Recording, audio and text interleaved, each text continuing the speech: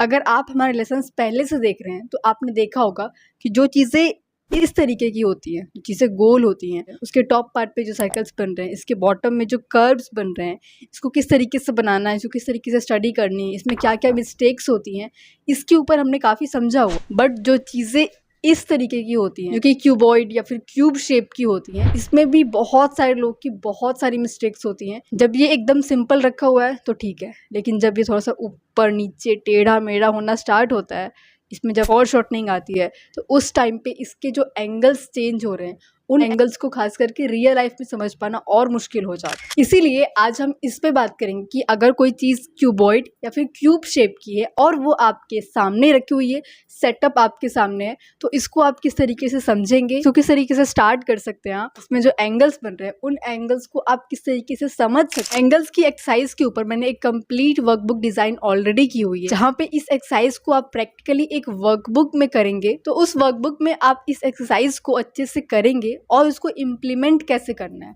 Real life में। आप जितने भी एंगल्स वगैरह देखते हैं, जैसे मेरे फेस में कई सारे एंगल्स हैं, जो भी चीज़ आप देखते हैं, तो उन सारी चीज़ों में इस एक्सरसाइज को कैसे इम्प्लीमेंट करना है वो भी आपको इस कंप्लीट वर्कबुक पे समझाया रहेगा। तो अगर आप इस कंप्लीट वर्कबुक से काम करना चाहते हैं तो इस व्हाट्सएप नंबर पे अपना नाम और एंगल वर्कबुक लिख करके सेंड कर दीजिएगा। आपको कंप्लीट वर्कबुक का PDF मिल जाएगा, जिसको प्रिंट आउट करके आप प्रैक्टिस करना स्टार्ट कर सकते हैं। अब इसका सबसे बेसिक एग्जाम्पल तो आपका फ़ोन का चार्जर है। जब आप सिंपल तरीके से रख दो तो बन जाता है आसानी से, ऊपर कल का सा पार्ट दिखता है तो बन जाता है फिर भी। लेकिन जब इसका एंगल हम चेंज करते हैं तो इसके एंगल्स के चेंज होने की वजह से इसके बहुत सारे एंगल्स चेंज होने लगते हैं। रियल लाइफ में आप चाहे इसको देखो, मुझे देखो, अपने आप को देखो, या फिर कुछ भी आप देखो, रियल लाइफ में वो डिफ़िकल्ट ही होता है। हमारा ब्रेन उसको थोड़ा सा और डिफ़िकल्ट करके ही देखता है, उसको फ्लैट वे में वो देख नहीं पाता है, उसको वो 3D की तरह देखता है, इससे वो और डिफ़िकल्ट हो जाता है। अगर आपने अपनी आइज़ की ट्रेनिंग की हुई है,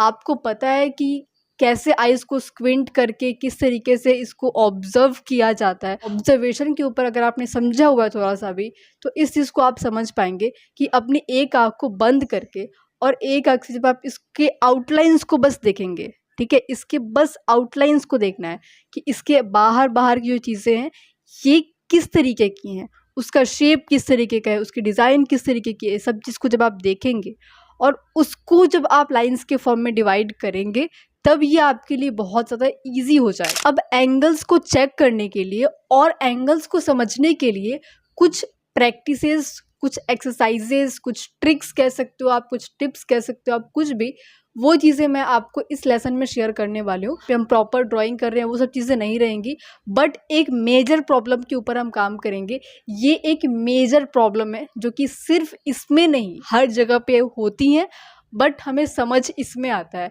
चाहे आप एक पोर्ट्रेट बना रहे हैं, चाहे आप एक फिगर ड्राइंग कर रहे हैं, चाहे आप लैंडस्केप स्केचिंग कर रहे हैं, कुछ भी आप कर रहे हैं, कुछ भी, वहाँ पे एंगल्स आपके गलत हो रहे हैं। एंगल को समझने की जो एबिलिटी है ना, उसमें प्रॉब्लम है, ना कि इसके एंगल में प्रॉब्लम है। तो जब आप इसके ऊपर समझेंगे, इसके ऊपर काम करेंगे, तो हर एक चीज़ को किस तरीके से बनाना है वो आप समझ पाएंगे। एंड वन मोर थिंग कि ये चीज़ें हम इसको रियल लाइफ में इम्प्लीमेंट कर रहे हैं। इससे पहले हमने इसको समझा हुआ है कि किस तरीके से अपने, अगर आप फ़ोन से आप प्रैक्टिस कर रहे हैं, प्रिंट आउट से आप प्रैक्टिस कर रहे हैं, तो किस तरीके से अपने एंगल्स को आप और बेटर कर सकते हैं, उसके ऊपर हमने ऑलरेडी समझा हुआ है।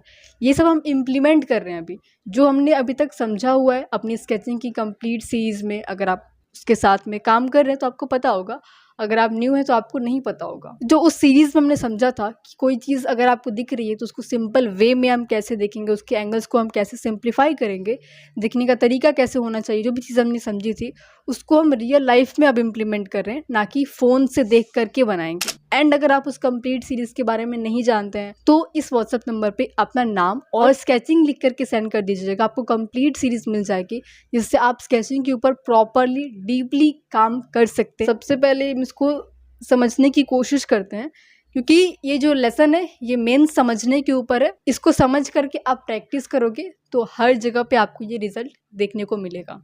ये जो सामने का पार्ट हमें दिख रहा है, ये एक डिब्बा है, एक जो रेक्टेंगल शेप होता है, बस ये है इसके सामने, और इसके जो साइड के एंगल्स हैं वो 1 पॉइंट पर्सपेक्टिव में जा रहे हैं, और राइट साइड में जो एरिया यहाँ पे दिख रहा है, आप इसके एंगल को समझना और मुश्किल होता है।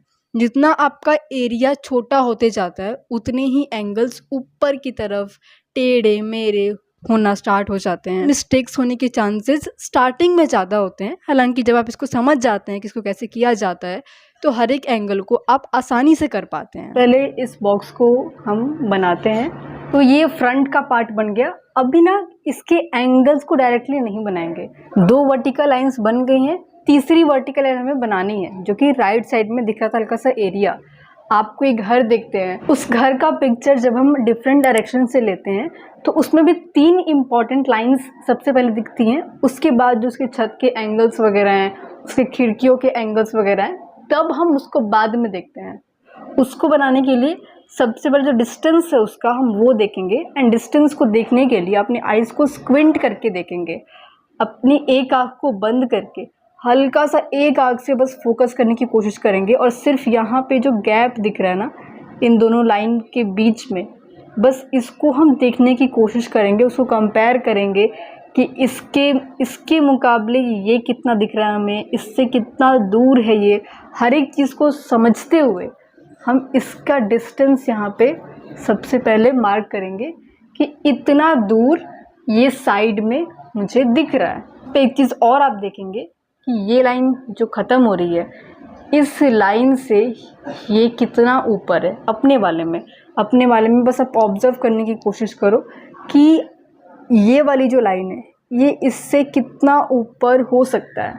हल्का सा ऊपर दिख रहा है, ठीक है।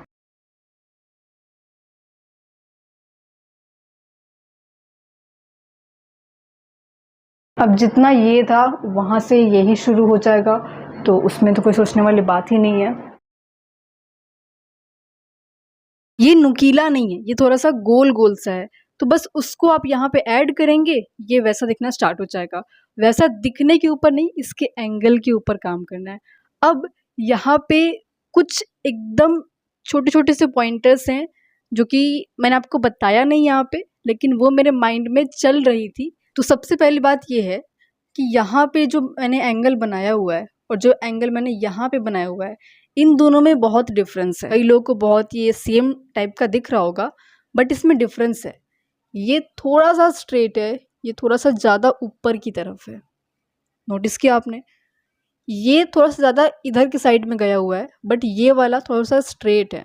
इसीलिए बहुत बार ऐसे होता है कि ये सही बनने के बाद भी सही नहीं लगता, क्योंकि बहुत हल्की सी मिस्टेक इसमें होती है।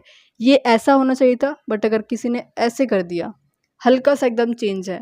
ये अगर ऐसे है, बट किसी ने अगर इसको ऐसे कर दिया, हल्का सा चेंज हुआ, बट उसमें बहुत बड़ा एक चेंज दिखना शुरू हो जाता है। अब अगर इसी चार्जर को हम थोड़ा सा और मूव कर दें, हम अगर इस तरीके से रख देते हैं, यहाँ पे हमें 3 इंपॉर्टेंट लाइंस दिख रही हैं, ठीक है।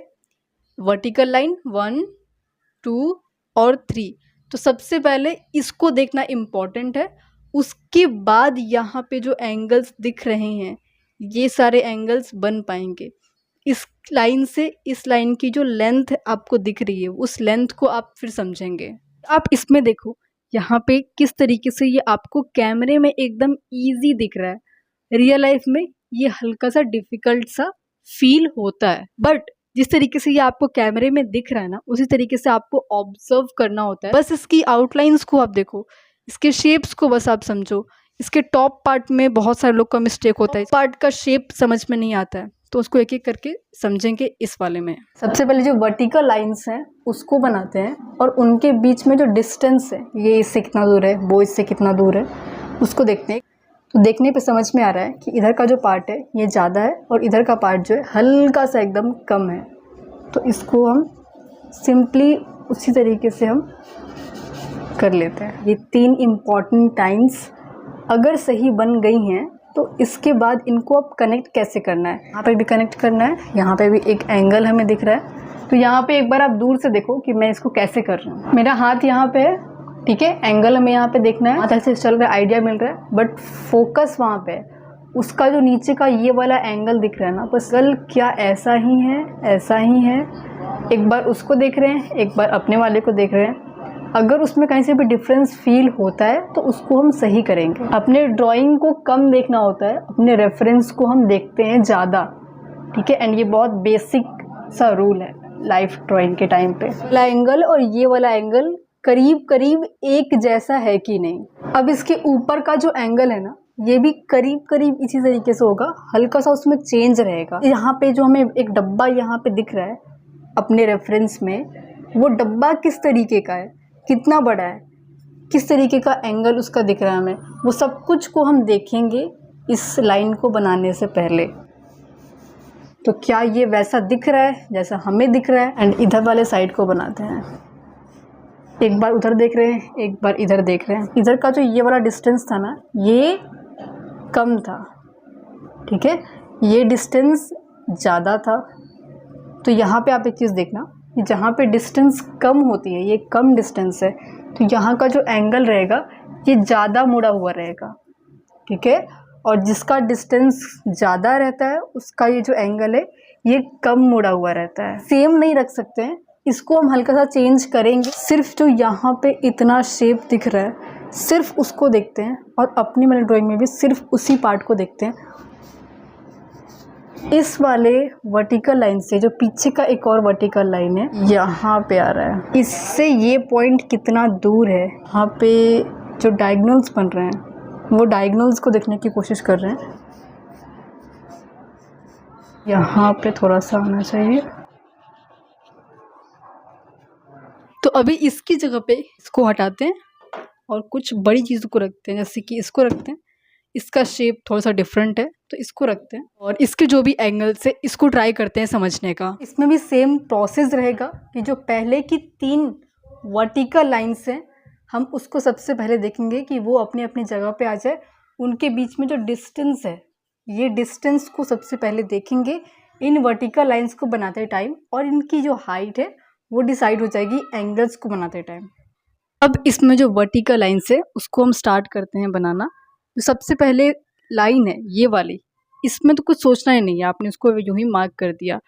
अब जो दूसरी लाइन बनेगी इसमें सोचना है, जो तीसरी लाइन बनेगी उसमें सोचना है। तो इसके बीच का ये जो डिस्टेंस आपको एकदम इजीली यहाँ पे ये शेप दिख रहा है, ये डिस्टेंस आपको आसानी से एकदम दिख रहा है, वो डिस्टेंस मुझे थोड़ा सा अजीब सा दिख रहा है। तो उसको समझने के लिए मुझे क्या करना पड़ेगा, एक आँख को बंद करके उसका जो डिस्टेंस है ना सिर्फ उस पर मुझे फोकस करना पड़ेगा। मैं देखूंगी दोनों को साथ में कि ये सही आ रहा है कि नहीं। सिर्फ आप अभी इतना देख रहे हैं तो ये सोच रहे होंगे कि अगर हम इसको ऐसे पैक करते हैं तो ये तो ऐसा नहीं बनेगा शेप। तो इसका जो हाइट है ना, इसका हाइट अभी हम चेंज करेंगे। जैसे कि अगर किसी ऑब्जेक्ट का ऊपर का पार्ट दिख रहा है तो ये वाली जो लाइन है ये छोटी रहेगी, ठीक है, छोटी रहेगी तभी ना ये इस तरीके से जाएगी। तो ये इधर से छोटी रहेगी और नीचे के साइड में ये बड़ी रहेगी, और ये इधर से छोटी रहेगी ऊपर से बड़ी रहेगी। तो ये जो बेसिक चीज़ें हैं वो आप देखेंगे ही खुद से। अब तीसरी लाइन है उसको बनाते हैं, उसको इसके हिसाब से कंपेयर करेंगे कि अगर हम इसको उठा करके इधर की साइड में लेकर के आ रहे हैं तो ये कितने बार में यहाँ पे आ सकता है, ठीक है। एक चीज़ आपने नोटिस किया होगा कि हम एंगल्स पे बात कर रहे हैं, हम एंगल्स पे समझ रहे हैं, लेकिन उसमें भी हम डिस्टेंस बार बार देख रहे हैं, डिस्टेंस देख रहे हैं, डिस्टेंस देख रहे हैं, उसमें हम शेप्स देख रहे हैं बार बार, क्योंकि सारी चीज़ें एक दूसरे से कनेक्टेड हैं, ठीक है। अगर आप एक एंगल बना रहे हैं, एक लाइन अगर आप बना रहे हैं, तो उस लाइन को बनाने से पहले बहुत सारी चीज़ें हैं जो हम देख सकते हैं। जैसे कि ये वाली जो लाइन है जब इधर की तरफ आएगी तो ये इससे कितना ऊपर है, डिस्टेंस हमने देख लिया, ओके।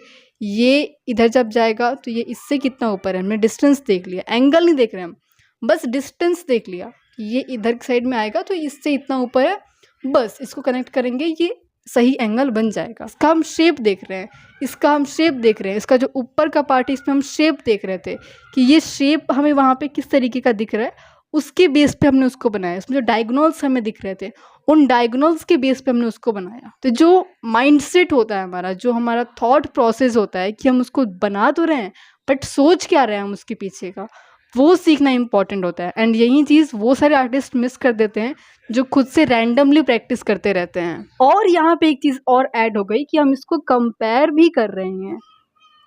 इधर की साइड में ले करके आएंगे तो ये 1, ये 2 और 2 से हल्का सा ज़्यादा हमें यहाँ पे दिख रहा है रफली। बहुत हमने डिटेल में उसको रुक के आराम से स्टडी के टाइम पे हम चेक करते हैं, तो उस तरीके से चेक नहीं किया हमने, बस तुरंत से एक बार देखा, लगा कि हाँ करीब करीब ये इतना अगर हम करते हैं तो ये वाला पॉइंट हमें मिल जाएगा। और शेप और एंगल वगैरह ऐड करेंगे तो ये सही जा रहा है कि नहीं वो समझ में आएगा। ऐसा नहीं है कि आपने अगर एक लाइन को मार्क कर दिया कि ये लाइन यहाँ पे है तो ये पत्थर की लकीर है, ऐसा नहीं है। आप इसको भी मार्क किए हैं, खुद से सोच के मार्क किए हैं, ठीक है, जो आपको लगा वो आपने इस यहाँ पे मार्क कर दिया। अब अगर ये गलत है तो उसको आप बाद में भी इरेज कर सकते हैं, बाद में आप उसको रेक्टिफाई भी कर सकते हैं, उसमें कोई दिक्कत नहीं है।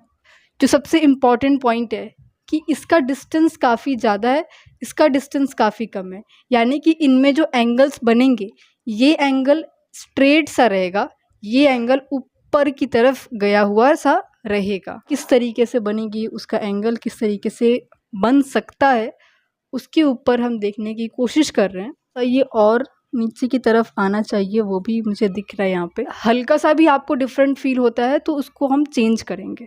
अगर अभी यहाँ तक मुझे सही लग रहा है तो इसका मतलब ये भी नहीं है कि एकदम ये सही है। कुछ देर बाद अगर मुझे रियलाइज़ होता है कि नहीं ये थोड़ा सा और सही हो सकता है तो फिर उसको उस वक्त चेंज कर देंगे। जैसा दिख रहा है वैसा ही बना हुआ है, अगर हाँ तो फिर ठीक है, अगर नहीं तो फिर इसको हम चेंज करेंगे। हाँ की जो लाइन है ये थोड़ी सी बड़ी है और जो पीछे की लाइन है ये थोड़ी सी छोटी है। साइड का जो एंगल है इसको एक बार देखने की कोशिश करते हैं, क्या ये इस तरीके का दिख रहा है हमें।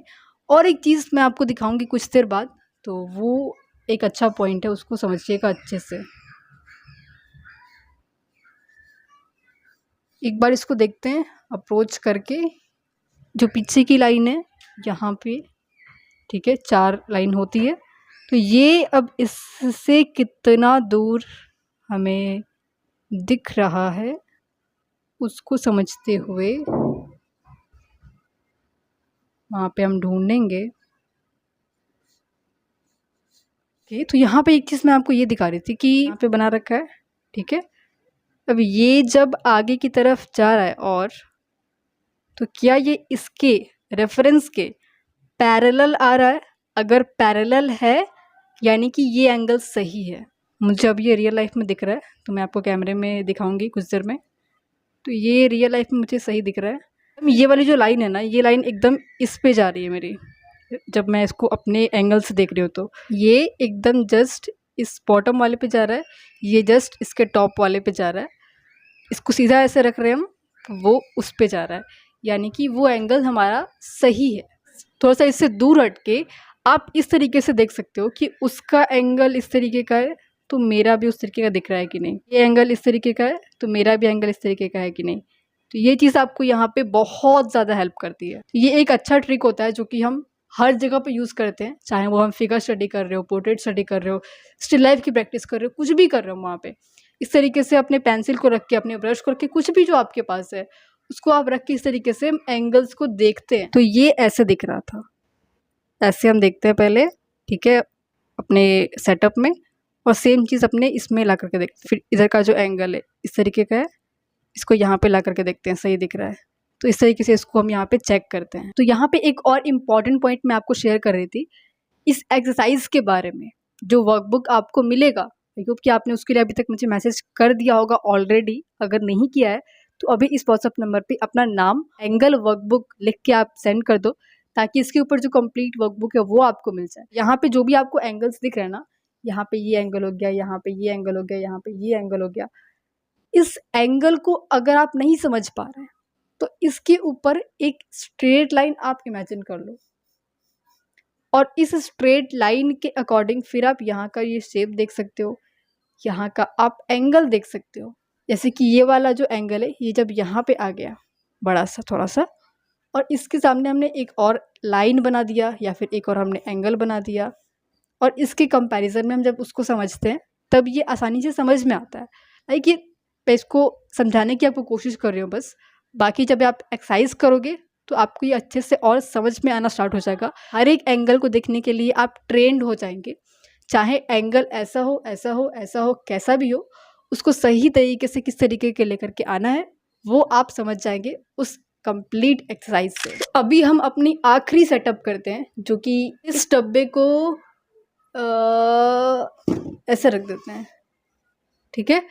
और अब हम इसको बनाते हैं। ये काफ़ी सिंपल सा लग रहा है, इसको थोड़ा सा चेंज करते हैं और इसके ऊपर इसको रख देते हैं और अब इन दोनों को साथ में बनाते हैं। देखना कि ये दोनों जो डब्बे हैं, ये दोनों डब्बे एक दूसरे को किस तरीके से सपोर्ट करेंगे। ये जो एंगल्स दिख रहे हैं, ये जो डिस्टेंस दिख रहे हैं, जो भी चीज़ आपको दिख रही है, ये दोनों अब एक दूसरे को सपोर्ट करने वाले हैं यहाँ पे। वो प्रोसेस आई थिंक याद हो गया होगा कि सबसे पहले जो वर्टिकल लाइन है उसको हम देखते हैं और सबसे पहले उसी को बनाते हैं।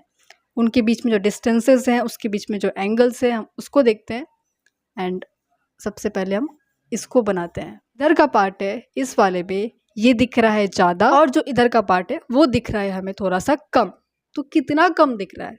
थोड़ा सा मतलब कितना थोड़ा सा? क्या इसका हम आधा कर देते हैं तो इतना है, या फिर आधे से थोड़ा सा ज़्यादा है, आधे से थोड़ा सा कम है, कितना है उसको देख के वहाँ पे मार्क करेंगे। तो अगर इसको हम इधर के साइड में ले करके आते हैं तो ठीक है, अभी इसको सिंपल रखते हुए इसको आधा कर देते हैं। इसका जो आधा है ये इधर साइड में यहाँ पे हमें दिख रहा है।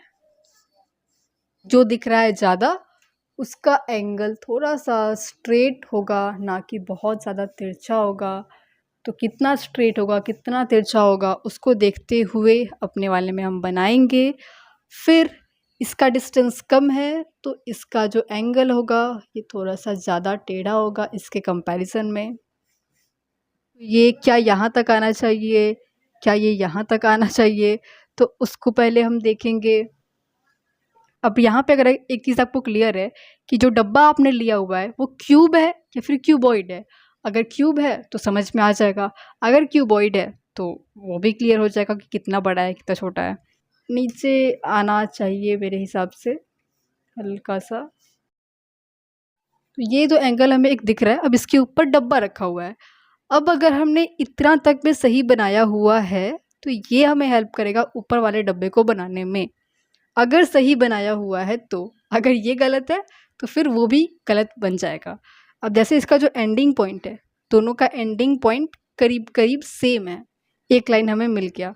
अब जो दूसरा लाइन है इसका, ये इस लाइन पे है, दोनों यहाँ पे। तो ये इससे कितना दूर है, इसकी जो पोजीशनिंग है, ये इसकी पोजीशनिंग कहाँ पे है, करीब करीब। इसको मार्क अगर कर दिया तो इसका अगर हम आधा करते हैं ये यहाँ पे आएगा, या फिर आधा से ज़्यादा करने पे देन ये वाला एंगल किस तरीके से बॉक्स को छोड़ते हुए और बॉक्स को कवर करते हुए ये किस तरीके से यहाँ पे जा रहा है, इसको हम देख रहे हैं। इसी के पैरेलल करीब से उसके ऊपर का एंगल आएगा और जो साइड के एंगल्स हैं उसको भी उसके शेप और उसके एंगल्स वगैरह को देखते हुए हमने उसको मार्क किया। अब एक बॉक्स मैंने काफ़ी टेढ़ा रख दिया था इसको ट्राई करने के लिए। तो इस तरीके से आप भी पिक्चर्स में या फिर अपने सामने सेटअप करके इसकी प्रैक्टिस ज़रूर से करना। एंड जितने भी सारे पॉइंटर्स मैंने आपको बताए हैं वो सारी चीज़ों को इम्प्लीमेंट करना। जितना भी आपको प्रॉब्लम था अभी तक इसके रिलेटेड एंगल्स को समझने से, वो सारी चीज़ें आपकी सॉल्व होना स्टार्ट हो जाएंगी। एंड वर्कबुक के लिए आप मुझे व्हाट्सअप कर लीजिएगा। मिलते हैं हम आपको अगले लेसन में। Thank you so much for watching.